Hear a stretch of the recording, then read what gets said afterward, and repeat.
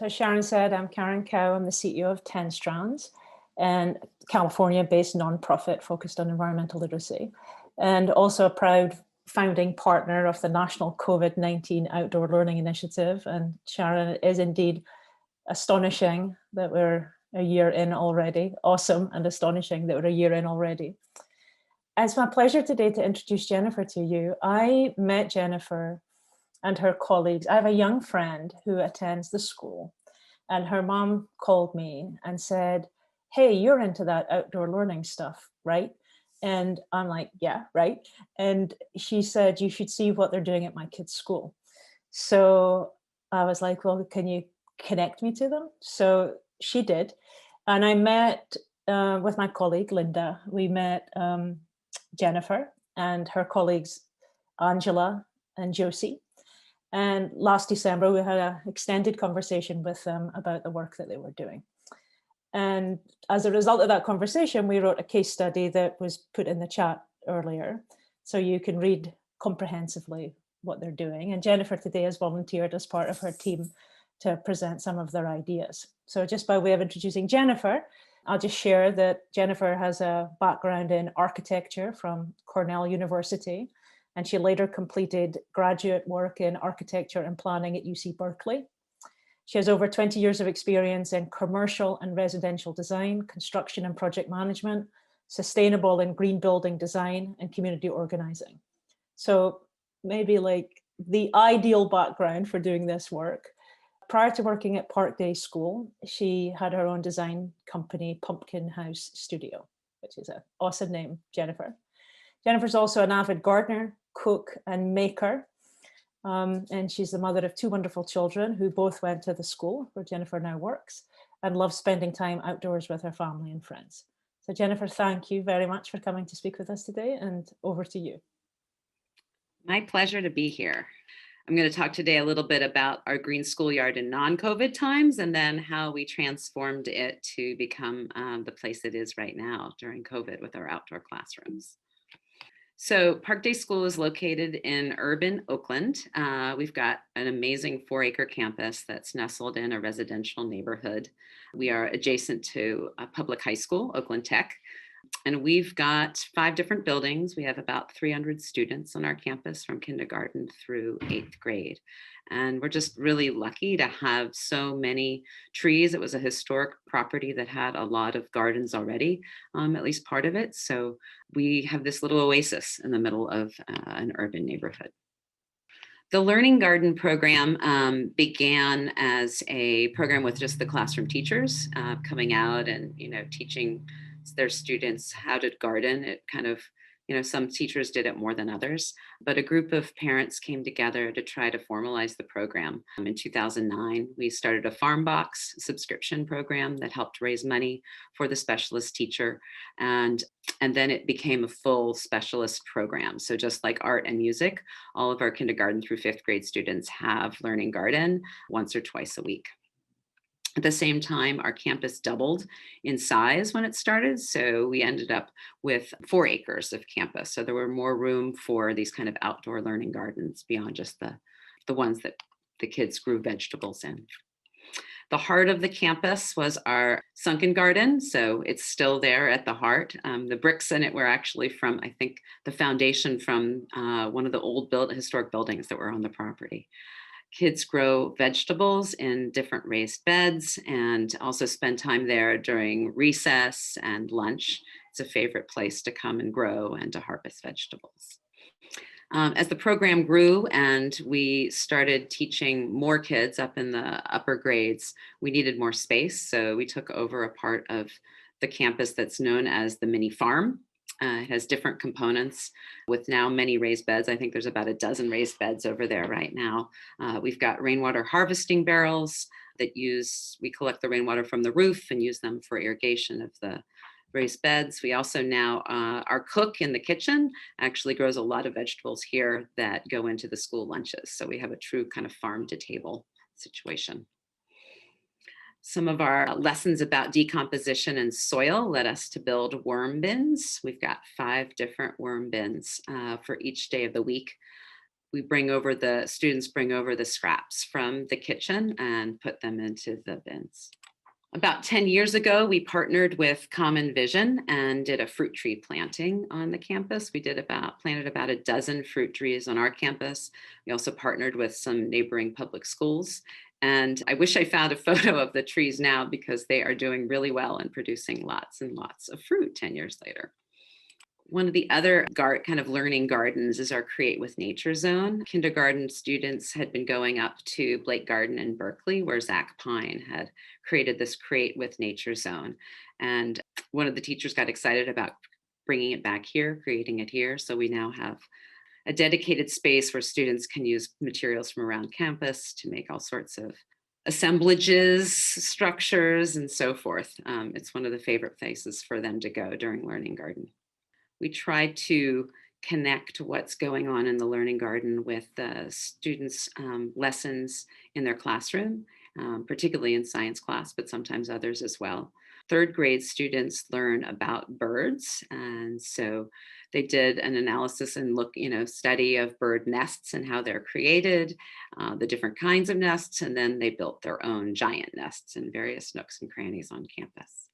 Students in the gardening program do a lot of cooking from all of the fruits and vegetables, whether it be salads or kale chips, or even I think we made lemon meringue pie one time.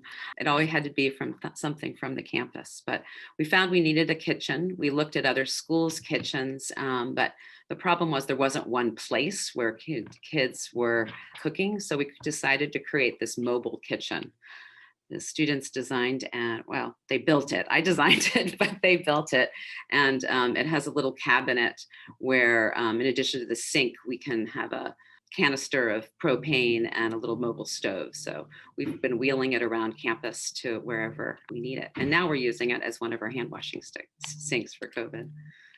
We also decided that it was time for a chicken coop about, I think, 8 years ago. So we found a location on campus where it was a bit shady. We involved a number of different families and students in building it one summer. And now it's a very, very highly desired location. We have families that come in and do chicken care over weekends and during the summer. And during classes, students learn how to care for chickens, collect the eggs, cook with the eggs, and then care for the general coop itself. We got a grant about 10 years ago for creating a rainwater garden, a learning garden around the rainwater. So we brought in addition to one of the big tanks over in the mini farm, we've got a couple of other smaller tanks, and fifth grade students that study watersheds and water and rivers learn every year from this particular garden how flows of water through the filtering of the rainwater garden work. We also built a 3-bin composter. We have a lot of material from all over campus and a lot of need for compost here on campus. So the leaves and some of the non-seedy weeds and other grasses all go into the 3-bin composter that was built as part of an Earth Day celebration by students. And now students are using it on a regular basis, learning about the decomposition process. That's part of the 3rd and 4th grade science units. They get to see the decomposition kind of in progress. And it's always an interesting time when we bring the chicken manure over and water it and the smells that come out of it. Camp 510 been on our campus for about 10 years now every summer. So they built a pizza oven. And then one year we designed and built a structure to go over it with the students in the camp. With all of the building and activities and making that happens as part of our curriculum, we felt like we really needed a dedicated space where the tools and the materials and so forth could be housed, as well as where classes could go and learn. We created this innovation workshop about 6 years ago on our campus and built it partly with volunteers, actually. And now students also can go over during lunch recess and after school to actually come up with their own designs and build them. So it's a very busy place. Middle school students have been getting more involved in the building, so they decided they wanted a hangout structure, one place that they could call their own. So they designed and built this with donated redwood planks, this 3-inch thick planks that are just amazing to work with. We used some of the additional planks to make a permanent outdoor kitchen. We finally decided that we needed one over in the mini farm with which there's much activity that was going on over there. So students helped build this. And then we last year started building a picnic table to allow students to come sit down and eat a meal after they finished cooking. Frequently students were like, some were gardening, some were cooking, some were, washing off vegetables. It was a very active area. And unfortunately, right around that time when we were finishing the picnic table, COVID hit. So we did a bit of a pivot. And at that point, as I think every school pretty much, kids were sent home and we were left trying to figure out how we could successfully return to campus. We also got a new head of school at that time. She came in and started early, actually, in June with me, working out a reopening plan that would allow us to bring students safely back to the campus. One of the key things was working with Yalda from Golistan. She was so helpful to us and to Angela and our teachers. We had several teachers that went and saw Golistan, saw how they had safely brought students onto campus and how they had created so many different outdoor classrooms. It was a real turning point for us and allowed, I think, our teachers to get behind the idea of coming back to campus. So Angela decided, our head of school decided that we would spend students would spend at least 50% of their day outside. Some classes actually decided to stay outside all of the time. We brought students back in a gradual way, beginning in kindergarten through second grade, and then we brought third through fifth. This was back in November, and then sixth and eighth grade came after that. We now have all of our students on campus full time, and I think we only have 6 students actually still remaining at home. It was my job to figure out how to create all of these different outdoor classrooms. So I used the kind of configuration distancing tool from Green Schoolyard. It was really helpful. And then I knew that our yurt was a 20-foot diameter yurt. And so I started looking around for spaces on campus, some that we're already using as outdoor spaces and classrooms, and some that we hadn't before. So I located a bunch of different places and then started meeting with teachers as to which locations would make most sense for them. Most of the classes wanted to be kind of clustered together so that they could work together. So we brought on kindergarten, first and second grade, and many of them had tents. Some of them just had things like stump circles that they could be outside in. And then we brought on more. So then our middle school came on campus. And so we created more outdoor classrooms. So we now have a dedicated classroom, outdoor classroom for every single class. And that includes our grade levels as well as specialists like art and gardening and music. And then currently 18 of those are in tent structures. I'm just going to play a short video that kind of shows what life looked like on campus. We prepared this for families so that they could get a sense of what it was looking like for their students.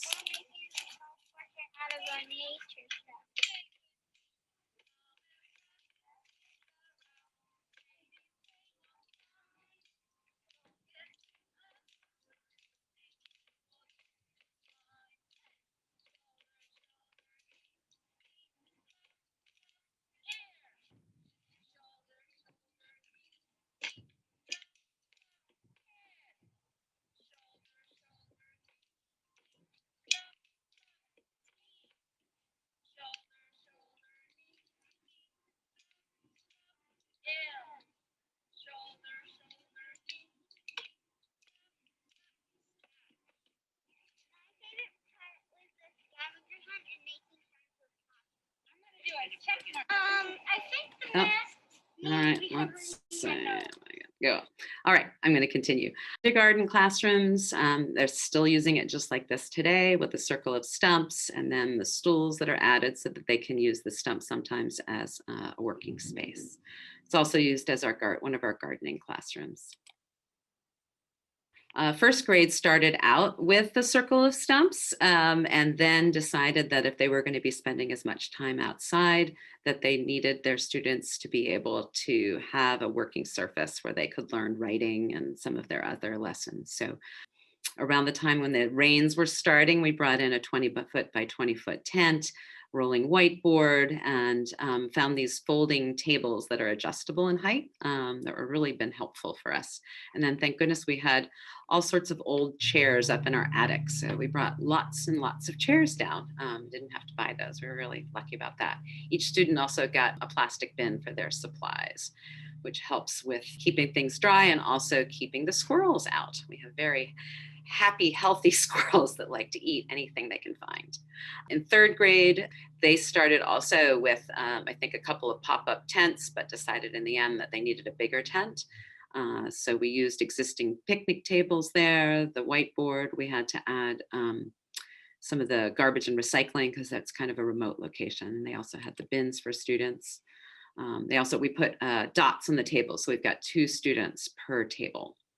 Students obviously eat outside all of the time. So it's important. We were kind of focusing on spacing at those times when they have their masks off for eating.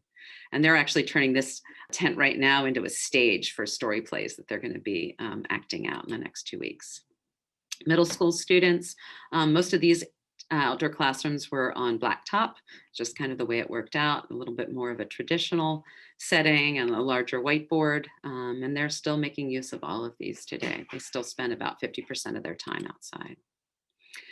Recess was particularly complicated, particularly in the beginning when we tried to keep every single cohort separate, all 18 cohorts separate for recess. There were 3 different rounds. We've now since combined cohorts, and so each grade is a stable group, and it's kind of made it a lot simpler for recess and I think easier for the kids. Outdoor sinks have been, and hand washing have been a critical part of our health and safety protocols. So we have our little outdoor mobile sink in use. I also added a couple of these stainless steel foot pedal sinks. They were expensive, but we put them in a couple locations where we know we're going to need them in the long haul. We also have a bunch of temporary solutions, from these bins to the card table sink, along with a recycled sink from a local recycler. Middle school students decided they needed some more of these sinks, so they actually got involved, found some old tables, and built more. And there they are being used. We've done more outdoor learning. Art has been largely outside this year, and the teacher's been great at incorporating all sorts of natural materials and observations at the different grade levels. Lots more observation, journaling, looking at science, and other the gardening classes obviously remain outside. And then more observation and drawing and journaling. So it's really changed, I think, the way the students have been interacting in their campus. They're more aware of what's going on. They've been looking at the rainwater grates. Where does the water go? Asking those questions. So what have we learned? I think flexibility has been really critical. Having rainy day plans, it's shifted so many times this year, and we've had to all remain really flexible. We've had to iterate and revise the plans, make changes as we needed them along the way, repurpose what we've had so that we weren't buying too much, and then thinking long-term about what we might use in the future. Engaging teachers has been key to it being successful. And then layout, considering sound and adjacencies, where you've got all sorts of things going on right adjacent to one another. It's been difficult. And I think that's the biggest thing we heard from the teachers was about the distractions and the sounds. And then about hybrid. I think never do hybrid learning outside where you're trying to Zoom people in from afar. That's probably been one of the biggest challenges. And we're grateful that at this point, almost all of our students are back here on campus.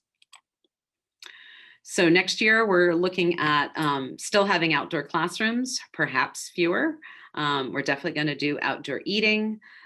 We are going to do some reduced distancing. We're not going to keep the 6 feet like we have. We've been hearing from the health leaders that that's not going to be necessary. Really moving our desk and tech activities indoors. So we're not trying to duplicate that experience outside, but rather returning to those learning garden areas so the Create with Nature Zone can be a true Create with Nature Zone, and we can utilize more. But I think teachers have found new ways to use our outdoor classrooms, and I think they'll continue to use them. So it's been a real success, and we've been thrilled that we've been able to have all of our students here on campus. As we know, not everybody has been able to do that. All right. I am open to questions. Thank you so much for that wonderful presentation. It was really fantastic to hear it. And we have been getting some questions from the group. And let's see, Karen and Andrea, did you also want to? Let's see. One question was from Colleen. Do you have any wildlife issues? So I heard about squirrels, and what other things like that might you have encountered outside? We've had skunks. We've had possums. We actually had a possum in one of our garbage cans and it freaked some folks out. But that's it. We're urban. We're not really close to the hills, so we don't have things like deer here. So it's mainly possums, skunks, and lots of squirrels that love to bore holes and things. So you have to. And when they wander through, do they get incorporated into the lessons at all? Is that hard to do on the fly? Well, birds definitely do. Sometimes squirrels. Usually the skunks and the possums are only nighttime creatures. Can you talk a little bit more about how the mobile kitchen works? How is the cooktop fueled, and how does the plumbing work on something like that when you have it outside? So we hook it up to a hose. We have a drainage hose that comes out the outside of it, the bottom of it, and we just make sure that's kind of, we put that in some part of the green, schoolyard so it can drain appropriately. We make sure that everything that's going down there is biodegradable, and it really is, it's moved around.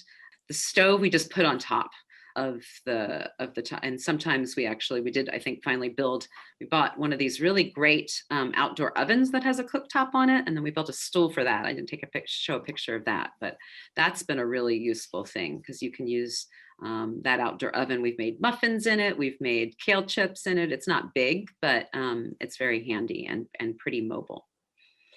Wow, that's so cool.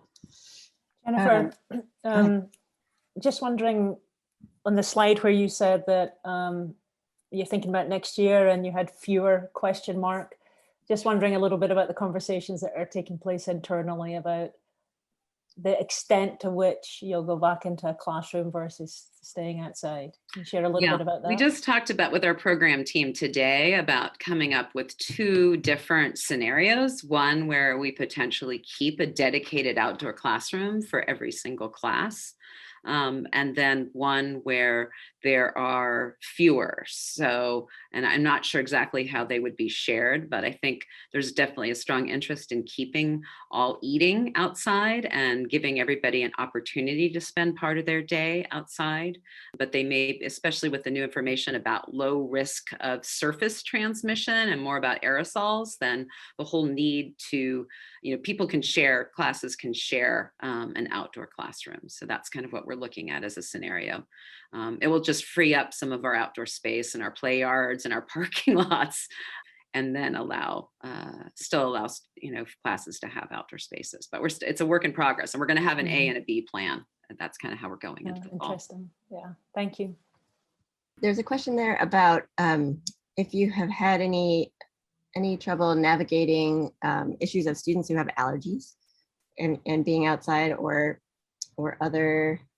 The question was had a couple of different things going on. One was a question about allergies. One is also about the logistics of children eating outside and having stumps, and how do they compare to like using the small chairs and stools, and like do you have different types of infrastructure worked better for you for different things, and what would you? Yeah, it's a trial and error thing, and things have changed over time. So let's say first I'm going to start the allergy question. I mean, I guess we've always had some students with allergies. I think actually having the masks on has been helpful, and I've been amazed at how much the kids have kept their masks on without much problem at all.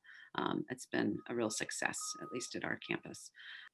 So, I mean, we have filters in the classrooms, but as far as outside, I don't think there's any difference that we're experiencing than a normal school year, although they are outside more.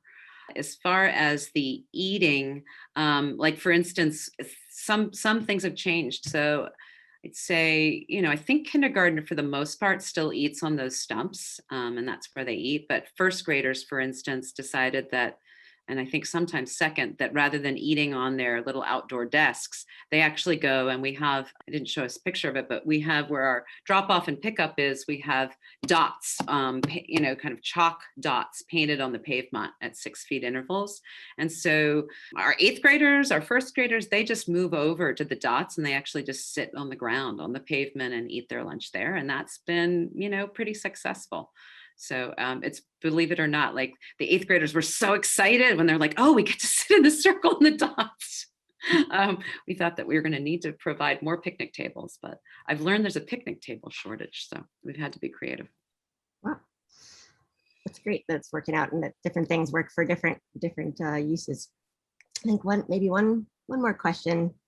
What kind of observations or science do you have kids engaging in outdoors, and is there any equipment used, or and are you worried about cleaning and sanitation between your there's new research on surface transmission being really low, as you mentioned, but so both the question of what kind of science do your kids do outside of different grade levels, and then how do you share equipment?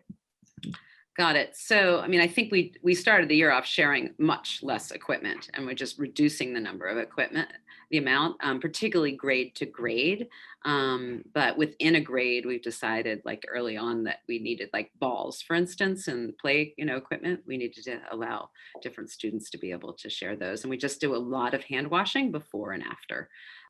So I'd say in this year, there's just been less equipment used, but in a normal school year in science, we use everything from, I mean, we've used rulers to measure puddles. We've used a lot of magnifying glasses. We've you know, what do you call it? I can't think of the name of the word, but, you know, different ways of, you know, looking at the different substances.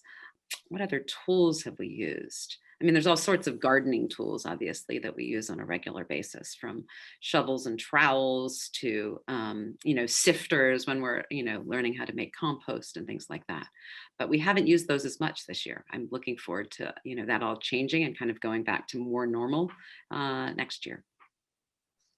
Fantastic. Well, thank you so much for sharing all of your expertise and this wonderful journey that your school's on. It just looks like such a fabulous and rich experience for students at your school, and a wonderful place to be a teacher and staff member too. It has been, and I just want to thank you know, Green Schoolyards. I want to thank Yalda again, but just it's been a really great way, you know, of community, of sharing, you know, what we've learned, and so I'm happy to share with others as they've shared with us.